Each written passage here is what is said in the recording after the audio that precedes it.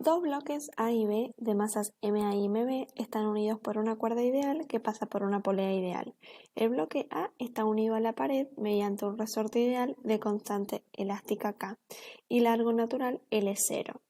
En el primer ítem nos piden, suponiendo rozamiento nulo entre el bloque A y el piso, calcular la longitud del resorte cuando el sistema está en equilibrio. ¿Cuál es la fuerza que ejerce el resorte sobre la pared en este caso? Entonces, en este primer ejercicio lo que tenemos que darnos cuenta es que, o como nos dice el enunciado, es que la situación está en equilibrio, es decir que tanto el bloque A como el bloque B están quietos. Entonces, si analizamos dinámicamente a los bloques, es decir, si observamos las fuerzas que están aplicadas en los bloques, en el bloque B va a tener su propio peso vertical y hacia abajo y la tensión que le ejerce la cuerda hacia arriba. Ahora, en el bloque A tendrá esa tensión de la cuerda, que como la cuerda es ideal, nos dicen, entonces esta tensión y esta tensión en módulo valen lo mismo porque son pares de interacción. A su vez, como el bloque A está unido a un resorte, va a tener una fuerza elástica en este sentido de dirección. Y en el eje vertical tendrá su propio peso hacia abajo y la fuerza de contacto con el suelo donde está apoyado, es decir, la normal. Como están en equilibrio, están quietos, no se mueven, todas las fuerzas están compensadas, es decir, que la tensión es igual al peso del cuerpo B, la fuerza elástica es igual a la tensión y a su vez el peso del cuerpo A es igual a la fuerza de contacto. Entonces las ecuaciones de Newton nos quedan así. La tensión nos queda que es igual al peso y el peso es masa por gravedad. Y la fuerza elástica por la ley de Hooke es igual a la constante elástica por el alargamiento del resorte, ¿no? Ese delta X. Si despejo ese delta X, ¿no? Pasando la constante elástica dividiendo y la tensión de esta ecuación me quedo que es la masa del cuerpo B por la gravedad. Entonces el estiramiento del resorte es igual a la masa del cuerpo B por la gravedad dividido la constante elástica. En el enunciado nos pedían calcular la longitud del resorte. Entonces, como yo ya tengo ese delta X, es decir, lo que se estira, y a su vez me dan como dato, digamos, la longitud inicial, L0, yo sé que ese estiramiento es la longitud final del resorte, es decir, cuando el resorte está estirado, menos la longitud cuando el resorte está sin estirar. Entonces, yo puedo de ahí despejar cuál es la longitud final, digamos, que es la que me piden. Entonces, me queda que la longitud final es esta. Y una última pregunta de ese inciso es, ¿cuál es la fuerza que ejerce el resorte sobre la pared en este caso? Es decir, ¿cuál es esta fuerza, digamos? Como el resorte nos dicen que es ideal, la fuerza que ejerce sobre la pared va a ser la fuerza elástica. Entonces, la fuerza de la pared va a ser igual a la fuerza elástica y a su vez, de esta ecuación dinámica, la fuerza elástica es igual a la tensión. Y la tensión es igual al peso del cuerpo B, que es igual a masa del cuerpo B por gravedad. Entonces, esa es la fuerza que se aplica, digamos, sobre la pared.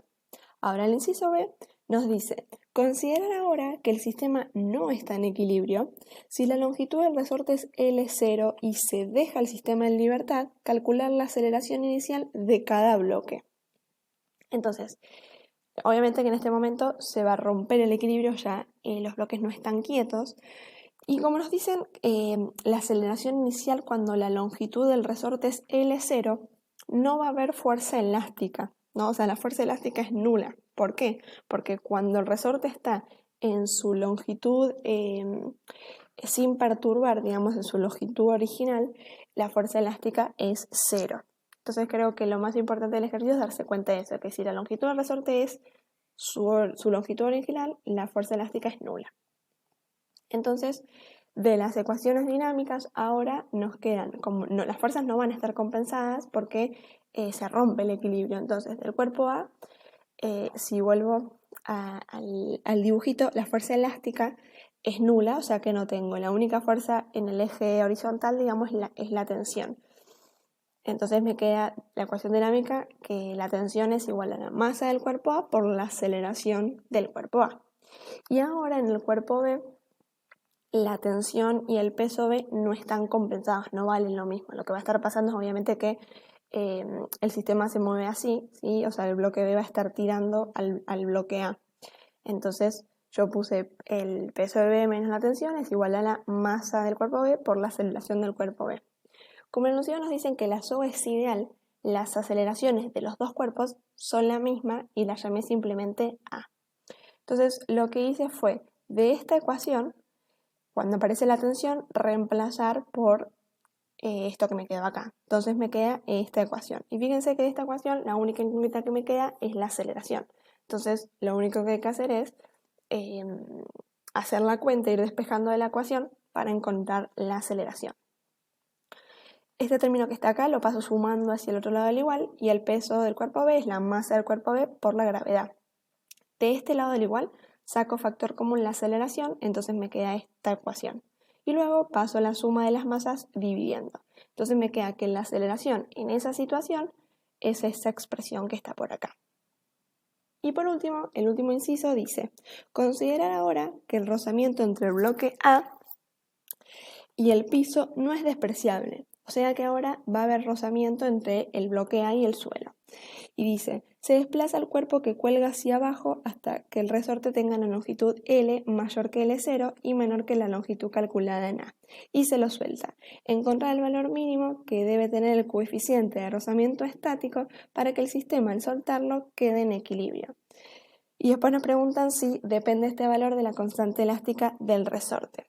Entonces, ahora lo que vamos a tener es, volvemos a tener nuestra situación de equilibrio, o sea que las fuerzas van a estar compensadas porque los bloques están quietos, no se mueven, pero a nuestros diagramas de cuerpo libre, o en realidad el diagrama de cuerpo libre del cuerpo A, se le suma una fuerza, la fuerza de rozamiento. Entonces, el cuerpo B es el mismo, o sea, tiene las mismas fuerzas, el diagrama de cuerpo libre es el mismo, pero ahora el cuerpo A va a tener la fuerza de rozamiento hacia allá, y va a ser ese rozamiento estático. ¿Por qué? Porque el cuerpo A no se mueve.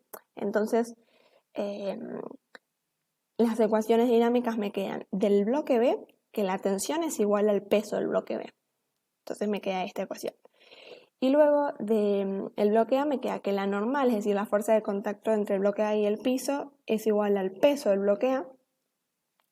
Y la otra ecuación del bloque A me queda tensión es igual a la fuerza elástica más la fuerza de rozamiento estático. Yo sé que la fuerza de rozamiento estático es la fuerza de contacto entre el suelo y el bloque A por el coeficiente de rozamiento estático.